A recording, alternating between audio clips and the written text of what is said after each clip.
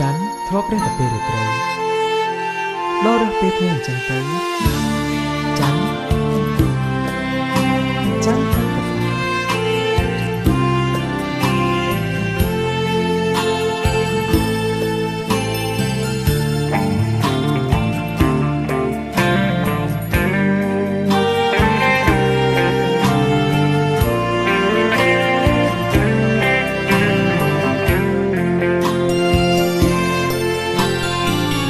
បេះ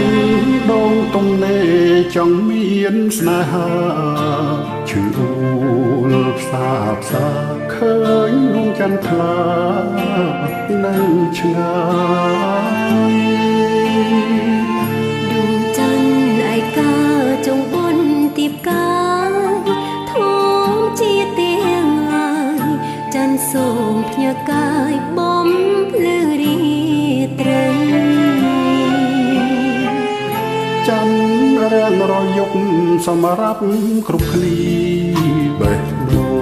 ងក្រំគ្រាមើលច័ន្ទជាពីផែនដីដួងច័ន្ទយុគនេះអបអន់រស្មីដឹងតែហេតុអ្វីគឺព្រោះកអ្វីមិនយល់ចិនដាសំឡេងមើលមេមិនចង់ដាក់ភ្នែកព្រោះតែលើមេសម្បូរតារាសំឡឹងតែច័ន្ទមិនចិនណាយទោះបីជាផ្កាយរះច្រើនយ៉ាងណាតើជឿចិនដាបានទេតឹង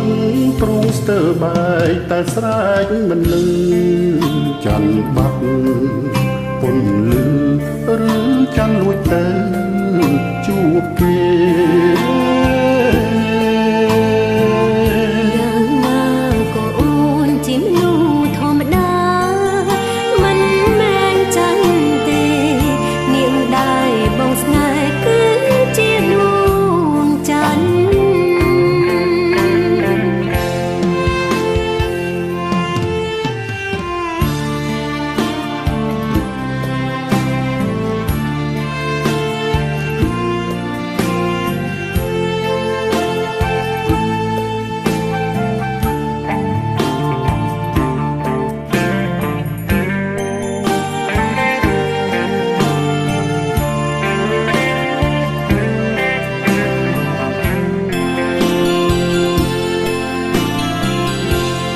សំ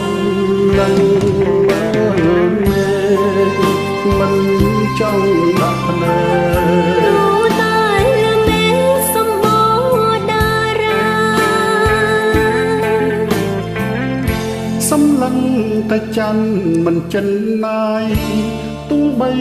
ជាផ្កាយរះច្រើនយ៉ាងណាតើជឿចិនដាបានទេតាំង